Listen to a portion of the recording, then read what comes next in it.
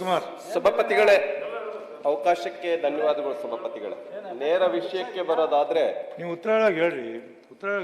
ಪದೇ ಪದೇ ಮುಖ್ಯಮಂತ್ರಿ ಹೆಸರು ತಗೋಬೇಡ್ರಿ. ಯಾಕೆ ತಗೋತೀರಿ? ಸಭಾಪತಿಗಳೇ, ಈ ವಿಷಯ ರಾಜ್ಯಾದ್ಯಂತ ಎಲ್ಲ ಮಾಧ್ಯಮಗಳಲ್ಲಿ ಬಹಳ ದೊಡ್ಡ ಚರ್ಚೆ ಆಗ್ತಾ ಇದೆ. ಲಕ್ಷ್ಮೀನಾರಾಯಣ್ ಅಂತಕ್ಕಂಥವ್ರು, ಸಭಾಪತಿಗಳೇ, ಲಕ್ಷ್ಮೀನಾರಾಯಣ್ ಅಂತಕ್ಕಂಥವ್ರು ಏನು ಹೇಳಿದ್ದಾರೆ ಅನ್ನೋದನ್ನ ಹೇಳ್ತೇನೆ. ಸಭಾಪತಿಗಳೇ, ನಮ್ಮದು ಬೆಂಗಳೂರಿನ ಹುಳಿಮಾವು ಪ್ರದೇಶದಲ್ಲಿ ದೊಡ್ಡ ಪ್ರಮಾಣದ ಪ್ರಾಪರ್ಟಿ ಇದೆ. ಉವಾಲಿ ಬ್ರೀವ್ ಪಾರ್ಕ್ ಅನ್ನುವಂತ ಒಂದು ಹೆಸರಿನ ಯೋಜನೆ ಬಹುತೇಕ ಅಂತಿಮ ಹಂತ ತಲುಪಿತ್ತು. ಇದರ ಭಾಗವಾಗಿ ಆ ಪ್ರಾಪರ್ಟಿಯಲ್ಲಿ, ಆ ಕಟ್ಟಡದಲ್ಲಿ CL7 ಮತ್ತು ಮೈಕ್ರೋ ಬ್ರೇವರಿ ಲೈಸೆನ್ಸ್ ಪಡೆಯಲು ನಾವು ಆನ್ಲೈನ್ ಮೂಲಕ ಅರ್ಜಿ ಸಲ್ಲಿಸಿದ್ದೇವೆ. ಅರ್ಜಿ ಸಲ್ಲಿಸಿದ ಮೇಲೆ ಏನಾಯ್ತು ಅಂತ ಹೇಳ್ತಾರೆ. ಆದರೆ ಬಹಳ ದಿನಗಳಾದರೂ ಅಪ್ಲಿಕೇಶನ್ ಯಾವುದೇ ಹಂತಕ್ಕೂ ಸಾಗುತ್ತಿರಲಿಲ್ಲ. ಅರ್ಜಿ ಅಲ್ಲೇ ಇತ್ತು, ಎಲ್ಲಿ ಕೊಟ್ಟಿದ್ವಿ ಅಲ್ಲೇ ಇತ್ತು ಅರ್ಜಿ. ಮುಂದೇನು ಹೇಳ್ತಾರೆ ಲಕ್ಷ್ಮೀನಾರಾಯಣ್ ಅವರು?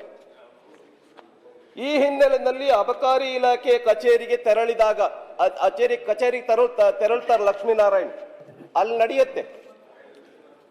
ಅಲ್ಲಿ ಅಧಿಕಾರಿಗಳು ಲಂಚದ ಡೀಲ್ ಮುಂದಿಟ್ಟರು ಎಂದು ಅವರು ಆರೋಪಿಸಿದ್ದಾರೆ. ಏನದು ಲಂಚದ ಡೀಲ್, ಎಷ್ಟು ಪ್ರಮಾಣದ್ದು ಅನ್ನುವಂಥದ್ದನ್ನ ಲಕ್ಷ್ಮೀನಾರಾಯಣ್ ಅವರೇ ಹೇಳಿದ್ದಾರೆ. CL7ಗೆ 80 ಲಕ್ಷ, ಮೈಕ್ರೋ ಬ್ರೇವರಿಗೆ 1.5 ಕೋಟಿ ಲಂಚದ ಬೇಡಿಕೆಯನ್ನು ಅಧಿಕಾರಿಗಳು ಮುಂದಿಟ್ಟರು ಅಂತ ಹೇಳ್ತಾ ಇದ್ದಾರೆ ಲಕ್ಷ್ಮೀನಾರಾಯಣ್. ಎಲ್ಲಿ? ಹುಳಿಮಾವು ಪ್ರದೇಶದಲ್ಲಿ. ಅಧಿಕಾರಿಗಳು ಸ್ಪಷ್ಟವಾಗಿ ಹೇಳಿದ್ರು, ಇದೊಂದು ಪ್ಯಾಕೇಜ್ ಡೀಲ್, ನಾವು ಪ್ರತಿ ಲೈಸೆನ್ಸ್ಗೆ ಇಷ್ಟು ತೆಗೆದುಕೊಳ್ತೀವಿ. ಅದೆಲ್ಲ ರೆಕಾರ್ಡ್ ಅಲ್ಲಿ ಇದೆ ಸಭಾಪತಿಗಳೇ. ಇವರಿಗೆ ಇಷ್ಟು, ನಮಗೆ ಇಷ್ಟು ಎಂದು ಪಾಲು ಹಂಚಿಕೆಯ ಬಗ್ಗೆ ಅಧಿಕಾರಿಗಳು ಮಾತನಾಡಿದ್ದಾರೆ. ನಮಗಿಷ್ಟು ಕೊಡಬೇಕು, ಅವರಿಗಿಷ್ಟು ಕೊಡಬೇಕು, ಇಷ್ಟಿಷ್ಟು ಪಾಲು ಅಂತ ಅಧಿಕಾರಿಗಳು ಮಾತಾಡಿದ್ದಾರೆ.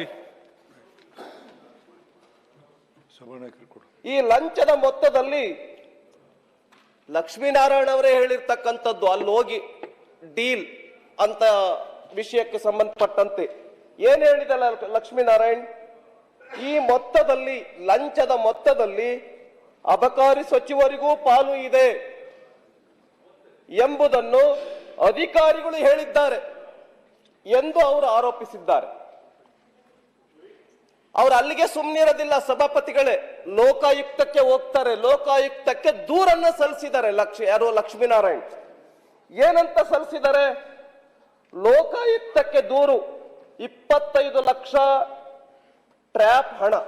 ದೂರನ್ನ ಸಲ್ಲಿಸಿ ಬಂದ ಮೇಲೆ, ವಾಪಸ್ ಬಂದ ಮೇಲೆ ಇಲ್ಲಿಗೆ ಬಿಡೋದು ಬೇಡ ಅಂತ ಲಕ್ಷ್ಮೀನಾರಾಯಣ ಅವರು ಮುಂದುವರಿತಾರೆ. ಲಂಚದ ಬೇಡಿಕೆಯಿಂದ ಬೇಸತ್ತ ಲಕ್ಷ್ಮೀನಾರಾಯಣ ಅವರು ನಿನ್ನೆ ಲೋಕಾಯುಕ್ತರಿಗೆ ಅಧಿಕೃತ ದೂರನ್ನ ಸಲ್ಲಿಸಿದ್ದಾರೆ.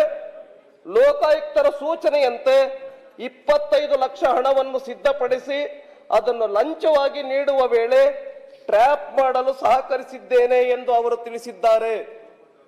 25 ಲಕ್ಷ ರೂಪಾಯಿ ಕೊಡುವ ಸಂದರ್ಭದಲ್ಲಿ, when he was giving at the time, ಕೊಡುವ ಸಂದರ್ಭದಲ್ಲಿ ಲೋಕಾಯುಕ್ತ SP ಶಿವಪ್ರಕಾಶ್ ದೇವರಾಜ್ ಸ್ಪಷ್ಟನೆ ಏನ್ ಹೇಳಿದ್ದಾರೆ? ಲೋಕಾಯುಕ್ತ SP ಈ ಪ್ರಕರಣಕ್ಕೆ ಸಂಬಂಧಿಸಿ ಲೋಕಾಯುಕ್ತ SP ಶಿವಪ್ರಕಾಶ್ ದೇವರಾಜ್ ಅವರು ಮಾಧ್ಯಮಗಳಿಗೆ ಮಾಹಿತಿ ನೀಡಿದ್ದು, ಇಂದು ಮಧ್ಯಾಹ್ನ 12:30 ಸುಮಾರಿಗೆ ಟ್ರ್ಯಾಪ್ ಕೇಸ್ ನಡೆಸಲಾಗಿದೆ. ಭ್ರಷ್ಟಾಚಾರ ತಡೆ ಕಾಯ್ದೆ PC ಆಕ್ಟ್ ಸೆಕ್ಷನ್ 7 ಅಡಿಯಲ್ಲಿ ಪ್ರಕರಣ ದಾಖಲಾಗಿದೆ. 25 ಲಕ್ಷ ರೂಪಾಯಿ ಇದ್ದು, 3 ವಿರುದ್ಧ ದೂರು, ಲಂಚ ಸ್ವೀಕರಿಸುವಾಗ ಟ್ರ್ಯಾಪ್. ಲಕ್ಷ್ಮೀನಾರಾಯಣ ಎಂಬುವರು ನೀಡಿದ ದೂರಿನ ಆಧಾರದ ಮೇಲೆ 3 ಅಧಿಕಾರಿಗಳ ವಿರುದ್ಧ ಕ್ರಮ ಕೈಗೊಳ್ಳಲಾಗಿದೆ. CL7 ಲೈಸೆನ್ಸ್ಗೆ 80 ಲಕ್ಷ ರೂಪಾಯಿ ಬೇಡಿಕೆ, ಇದರ ಭಾಗವಾಗಿ 25 ಲಕ್ಷ ಹಣ ಸ್ವೀಕರಿಸುವಾಗ ಟ್ರ್ಯಾಪ್ ಮಾಡಲಾಗಿದೆ. ಟ್ರ್ಯಾಪ್ ವೇಳೆ ಅಬಕಾರಿ ಕಾನ್ಸ್ಟೇಬಲ್ ಲಕ್ಕಪ್ಪ, ನೆಕ್ಸ್ಟ್ ಅಬಕಾರಿ ಮುಗಿಸ್ತೇನೆ ಸಭಾಪತಿಗಳೇ, ಅಬಕಾರಿ ಕಾನ್ಸ್ಟೇಬಲ್ ಲಕ್ಕಪ್ಪ ಮತ್ತು ಸೂಪರಿಂಟೆಂಡೆಂಟ್ ತಮ್ಮಣ್ಣ ಇಬ್ಬರು ತಪ್ಪಿಸಿಕೊಳ್ಳಲು ಯತ್ನಿಸಿದ್ದರು. ನಂತರ ಅವರನ್ನು ಬಂಧಿಸಲಾಗಿದೆ ಎಂದು ಲೋಕಾಯುಕ್ತ ಎಸ್ಪಿ ತಿಳಿಸಿದರು. ಸರ್ಕಾರಿ ಶುಲ್ಕ ಕಟ್ಟಿದರೂ ಸಹ ಲಂಚ. ಸಾಮಾನ್ಯವಾಗಿ ಏನಿರುತ್ತೆ ಅಂತ ಹೇಳಿದ್ರೆ, ಸ್ಕೂಲ್ಗೋ ಕಾಲೇಜ್ಗೋ ಹೋದ್ರೆ ಫೀಸ್ ಎಷ್ಟು ಅಂತ ಕಟ್ಟಿದ್ರೆ ಮುಗಿದೋಯ್ತು. ಆದ್ರೆ ಅಲ್ಲಿ ಡೊನೇಷನ್ ಕಟ್ತೀವಲ್ಲ, ಹಂಗೆ ಫೀಸ್ ಕಟ್ಟಿದ್ವಿ, ಅದಕ್ಕೆ ಲೈಸೆನ್ಸ್ ಎಷ್ಟಿದೆ ಅಂತ ಫೀಸ್ ಕಟ್ಟಿದ್ವಿ, ಅಲ್ಲಿಗೆ ಸಾಕಾಗ್ಲಿಲ್ಲ. ಅಧಿಕಾರಿಗಳು ಕೇಳ್ತಾರಂತೆ ಲಂಚ ಕೊಡಿ ಅಂತ. 80 ಲಕ್ಷ ರೂಪಾಯಿ CL7ಗೆ, ಆಮೇಲೆ ಏನು ಮೈಕ್ರೋ ಬ್ರೇವರಿಗೆ 1.5 ಕೋಟಿ ರೂಪಾಯಿ ಕೊಡಬೇಕು ಲಂಚ ಅಂತ ಹೇಳ್ತಾರೆ ಅಧಿಕಾರಿಗಳು. ಸಭಾಪತಿಗಳೇ, ಲಕ್ಷ್ಮೀನಾರಾಯಣ ಅವರೇ ಹೇಳ್ತಾ ಇದ್ದಾರೆ, ಮೈಕ್ರೋ ಬ್ರೇವರಿಗೆ 1.5 ಕೋಟಿ, CL7ಗೆ 80 ಲಕ್ಷ. 80 ಲಕ್ಷದಲ್ಲಿ ಫಸ್ಟ್ ಇನ್ಸ್ಟಾಲ್ಮೆಂಟ್ 25 ಲಕ್ಷ ಕೊಡುವಾಗ ಹಿಡ್ಕೊಂಡಿರ್ತಕ್ಕಂಥದ್ದು. ನಾನ್ ಕೇಳ್ತೇನೆ, ಮಾನ್ಯ ಸಚಿವರು ಯಾಕೆ ರಾಜೀನಾಮೆ ಇನ್ನೂ ಕೊಡ್ತಾ ಇಲ್ಲ? ಯಾಕೆ ಕೊಡದಂತೆ ಇವ್ರನ್ನ ಹಿಡಿದಿಟ್ಟುಕೊಳ್ಳಲಾಗಿದೆ? ಅಷ್ಟೇ ಅಲ್ಲ, ಮದ್ಯ ಮಾರಾಟಗಾರರ ಸಂಘ ಹೇಳ್ತಾ ಇದೆ, ಆರ್ಗನೈಸೇಷನ್ ಹೇಳ್ತಾ ಇದೆ, ಈ ಮಂತ್ರಿಯನ್ನ ಟ್ರಾನ್ಸ್ಫರ್ ಮಾಡಿ ಅಂತ. ಈ ಮಂತ್ರಿ ನಮಗೆ ಬೇಡ. ಮಂತ್ರಿಯ ಮಗನು ಕೂಡ ನಮ್ಮ ಹತ್ರ ಲಂಚ ಕೇಳ್ತಾ ಇದ್ದಾರೆ. ನಾವು ಮಂತ್ರಿಗೆ ಇಷ್ಟು ಕೊಡಬೇಕು, ಅಧಿಕಾರಿಗಳಿಗೆ ಇಷ್ಟು ಕೊಡಬೇಕು, DC-ಗಳಿಗೆ ಕೊಡಬೇಕು, ಅಸಿಸ್ಟೆಂಟ್ ಆಫೀಸರ್ಗಳಿಗೆ ಕೊಡಬೇಕು. ಆಮೇಲೆ ಅಷ್ಟೇ ಅಲ್ಲ, ಮಂತ್ಲಿ ಕಲೆಕ್ಷನ್. ಸಭಾಪತಿಗಳೇ, ಬಹಳ ವಿಚಿತ್ರ ನೋಡಿ ಹೇಗಿದೆ ಅಂತ ಹೇಳಿದ್ರೆ, ರಾಜ್ಯದಲ್ಲಿ 3988 wine shop, 279 club, 78 star hotel, 2382 hotel, 68 military canteen ಮಳಿಗೆ, 3634 ಬಾರ್ ಅಂಡ್ ರೆಸ್ಟೋರೆಂಟ್. ಇವೆಲ್ಲವುಗಳಿಗೆ ನಿಮಗೆ ಹೇಳ್ತೇನೆ, ಬೆಂಗಳೂರಿನ ಭಾಗದ ಪ್ರತಿ ಮದ್ಯದ ಅಂಗಡಿಗೆ ತಿಂಗಳಿಗೆ 18ರಿಂದ 20 ಸಾವಿರ ರೂಪಾಯಿ ಲಂಚ. ತಿಂಗಳಿಗೆ ಒಂದೊಂದು ಅಂಗಡಿಯಿಂದ 18ರಿಂದ 20 ಸಾವಿರ ರೂಪಾಯಿ ಲಂಚ.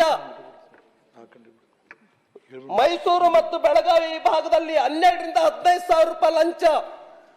ಕಲಬುರಗಿ ಹೊಸಪೇಟೆ ವಿಭಾಗದಲ್ಲಿ 10ರಿಂದ 12 ಸಾವಿರ ರೂಪಾಯಿ ಲಂಚ. ಮಂಗಳೂರು ವಿಭಾಗದಲ್ಲಿ ಅಂದಾಜು 10 ಸಾವಿರ ರೂಪಾಯಿ. ಮಂತ್ಲಿ ಮನಿ ದಂಧೆ ನಡೀತಾ ಇದೆ. ಕೆಲ ಜಿಲ್ಲೆಗಳಲ್ಲಿ ಚೆನ್ನಾಗಿ ವ್ಯಾಪಾರ ನಡೆಯುವ ಮದ್ಯದ ಅಂಗಡಿಯಿಂದ ಇನ್ನಷ್ಟು ಮಂತ್ಲಿ ಮನಿ ನೀಡುವಂತೆ ಬೇಡಿಕೆ ಇಡಲಾಗುತ್ತಿದೆ. ಸಭಾಪತಿಗಳೇ, ಮಂತ್ರಿಗಳ ಆಶ್ರಯ ಇಲ್ಲದೇನೆ ಇದು ನಡೆಯಕ್ಕೆ ಸಾಧ್ಯನಾ? ಬರೀ ಅಧಿಕಾರಿಗಳೇ ಇದಕ್ಕೆ ಅಧಿಕಾರಿಗಳೇ ತೆಗೆದುಕೊಳ್ತಾ ಇದ್ದಾರೆ ಅಂತ ಮಂತ್ರಿಗಳು ಹೇಳ್ತಾ ಇದ್ದಾರೆ. ಬರೀ ಅಧಿಕಾರಿಗಳೇ ತೆಗೆದುಕೊಂಡಿದ್ರೆ ಆದ್ರೆ ಆ ಅಧಿಕಾರಿ ಅಧಿಕಾರದಲ್ಲಿ ಇರಕ್ ಸಾಧ್ಯನಾ? ಎಲ್ಲಿಯವರೆಗೆ ಮಂತ್ರಿಯ ಬೆಂಬಲ ಇರೋದಿಲ್ಲ, ಎಲ್ಲಿಯವರೆಗೆ ಸರ್ಕಾರದ ಬೆಂಬಲ ಇರೋದಿಲ್ಲ, ಭ್ರಷ್ಟಾಚಾರ, ಆ ಮಂತ್ಲಿ ಮನಿ, ಶುಲ್ಕ ಅಷ್ಟೇ ಅಲ್ಲದೇನೆ ಇಷ್ಟು ಒಂದು ಲೈಸೆನ್ಸ್ಗೆ 80 ಲಕ್ಷ ರೂಪಾಯಿ, ಆಮೇಲೆ ಮೈಕ್ರೋ ಬ್ರೇವರಿಗೆ 1.5 ಕೋಟಿ ರೂಪಾಯಿ ತೆಗೆದುಕೊಳ್ಳಕ್ ಸಾಧ್ಯನಾ? ಆಡಿಯೋ ರೆಕಾರ್ಡ್ ಅಲ್ಲಿ ಇದೆ, ಎಲ್ಲ ಟಿವಿಗಳಲ್ಲಿ ನಾವು ನೋಡಿದ್ದೇವೆ. ನಾವು ಮಂತ್ರಿಗಳಿಗೆ ಕೊಡಬೇಕು, ಆಫೀಸರ್ಸ್ಗಳಿಗೆ ಕೊಡಬೇಕು ಅಂತ ಜಗಜ್ಜಾಹೀರು. ಈಶ್ವರಪ್ಪ ಅವರು ರಾಜೀನಾಮೆ ಕೊಟ್ಟರು. ಈಶ್ವರಪ್ಪ ಅವರು ರಾಜೀನಾಮೆ ಕೊಟ್ಟರು. ಆಮೇಲೆ ತನಿಖೆ ನಡೀತು. ತನಿಖೆ ನಡೆದ ಮೇಲೆ ಇದ್ರೊಳಗೆ ಭ್ರಷ್ಟಾಚಾರ ನಡೆದಿಲ್ಲ ಅಂತ ಹೇಳಿ ವರದಿ ಬಂತು. ನೀವು ಹಂಗೆ ಮಾಡಿ, ಮೊದಲು ರಾಜೀನಾಮೆಯನ್ನು ಕೊಡಿ, ನೈತಿಕ ಹೊಣೆ ಹೊತ್ತು RB ತಿಮ್ಮಾಪುರ ಅವರು ರಾಜೀನಾಮೆಯನ್ನು ಕೊಡಿಸಿ. ಇದೇ ಪ್ರತಿಪಕ್ಷ ಸ್ಥಾನದಲ್ಲಿ ಯಾರು ಅವತ್ತಿನ ಪ್ರತಿಪಕ್ಷ ನಾಯಕರಾಗಿರ್ತಕ್ಕಂಥ ಸಿದ್ದರಾಮಯ್ಯ ಅವರು ಮೊದಲು ರಾಜೀನಾಮೆಯನ್ನು ಕೊಡಿ ಅಂತ ರಾಜೀನಾಮೆಯನ್ನು ಕೊಡಿಸಿದ್ರು ಈಶ್ವರಪ್ಪ ಅವ್ರ ಹತ್ರ. ನೀವು ಆ ತರ ರಾಜೀನಾಮೆಯನ್ನ ತೆಗೆದುಕೊಂಡಿರ್ತಕ್ಕಂಥ ಅವತ್ತಿನ ಪ್ರತಿಪಕ್ಷ, ಇವತ್ತಿನ ಆಡಳಿತ ಪಕ್ಷ ಯಾಕೆ ನೈತಿಕ ಹೊಣೆ ಹೊತ್ತು RB ತಿಮ್ಮಾಪುರ ಅವರ ರಾಜೀನಾಮೆಯನ್ನ ತೆಗೆದುಕೊಳ್ತಾ ಇಲ್ಲ? ಅವ್ರ ಮಗನಿಗೆ ಕೊಡಬೇಕು ನಾವು ಲಂಚ. ಮಂತ್ಲಿ ಕೊಡಬೇಕು. ಅಷ್ಟೇ ಅಲ್ಲ ಸಭಾಪತಿಗಳೇ, ನೋಡಿ ಎಷ್ಟು ಇದು ಡೀಪ್ ರೂಟೆಡ್ ಅಂತ ಹೇಳಿದ್ರೆ ವರ್ಗಾವಣೆ ದಂಧೆ. ಸಭಾಪತಿಗಳೇ, ವರ್ಗಾವಣೆ, ಪದೋನ್ನತಿ ಸಂಬಂಧ ಅಧಿಕಾರಿಗಳಿಂದ ಮನಬಂದಂತೆ ಲಂಚ ವಸೂಲಿಗೆ ಇಳಿದಿರುವ ಸಚಿವರು ವರ್ಗಾವಣೆಗಾಗಿ ಸಚಿವರಿಗೆ ಲಂಚ ನೀಡಬೇಕಾದ ಅನಿವಾರ್ಯತೆ ಹಿನ್ನೆಲೆಯಲ್ಲಿ ಸನ್ನದುದಾರರಿಂದ ಪ್ರತಿ ತಿಂಗಳು ಮಂತ್ಲಿ ಮನಿ ಹೆಸರಿನಲ್ಲಿ ಅಧಿಕಾರಿಗಳು ಲಂಚ ವಸೂಲಿ ಮಾಡುತ್ತಿದ್ದಾರೆ. ಅಧಿಕಾರಿಗಳು ವರ್ಗಾವಣೆ ಮಾಡಿಸ್ಕೊಳ್ಳಕ್ಕೂ ಕೂಡ ಲಂಚ ಕೊಡಬೇಕಾಗಿದೆ. ಎಲ್ಲ ಬಟ ಬಯಲು. ಆದ್ರಿಂದ ಸಭಾಪತಿಗಳೇ, ಈ ಒಂದು ಏನು ಓಪನ್ ಕರಪ್ಷನ್ ಏನ್ ನಡೀತಾ ಇದೆ, ಆಡಿಯೋ ರೆಕಾರ್ಡ್ ಏನಿದೆ, ಮತ್ತು ಮದ್ಯ ಮಾರಾಟಗಾರರ ಸಂಘ ಮನವಿಯನ್ನು ಕೊಟ್ಟಿದೆ ಮುಖ್ಯಮಂತ್ರಿಗಳಿಗೆ, ಅವ್ರನ್ನ ಮೊದಲು ಟ್ರಾನ್ಸ್ಫರ್ ಮಾಡಿ, ಈ ಮಂತ್ರಿ ನಮಗೆ ಮಾಡಬೇಡ, ನಾವು ಸಾಕಾಗೋಗಿದ್ದೀವಿ, ಸುಸ್ತಾಗೋಗಿದ್ದೀವಿ ಲಂಚವನ್ನ ಕೊಟ್ಟು ಮಂತ್ಲಿ ಮನಿಯನ್ನ ಕೊಟ್ಟು ಅಂಥೇಳಿ ಕಂಪ್ಲೇಂಟ್ ಅನ್ನ ಕೊಟ್ಟಿದ್ದಾರೆ. ಕಂಪ್ಲೇಂಟ್ಗಳು ಕೂಡ ನಮ್ಮ ಹತ್ರ ಇದೆ. ಆದ್ರಿಂದ ಸಭಾಪತಿಗಳೇ, ನಮ್ಮ ಬೇಡಿಕೆ ಎರಡೇ. ಒಂದನೇದು, ಸಿಟ್ಟಿಂಗ್ ಜಡ್ಜ್ ನೇತೃತ್ವದಲ್ಲಿ ಈ ಒಂದು ದೊಡ್ಡ ಕರಪ್ಷನ್ ರಾಕೆಟ್ ನ ತನಿಖೆ ಆಗ್ಬೇಕು. ಎರಡನೇ ಬೇಡಿಕೆ, ಈ ಕೂಡಲೇ ನೈತಿಕ ಹೊಣೆ ಹೊತ್ತು RB ತಿಮ್ಮಾಪುರ್ ಅವರು ರಾಜೀನಾಮೆಯನ್ನು ಕೊಡಬೇಕು ಅಂತೇಳಿ ನಾವು ಆಗ್ರಹ ಪಡಿಸ್ತೇವೆ. ಅಷ್ಟೇ ಅಲ್ಲ, ಈ ವಿಷಯ ಕುರಿತಂತೆ ನಾವು ತಮ್ಮ ಸಭಾಪತಿಗಳೆಲ್ಲ ತಮ್ಮಲ್ಲಿ ವಿನಂತಿಯನ್ನ ಮಾಡ್ಕೊಳ್ತೇನೆ, ಇದಕ್ಕೆ ಸ್ವಲ್ಪ ಹೆಚ್ಚು ಸಮಯವನ್ನು ಕೊಡಬೇಕು.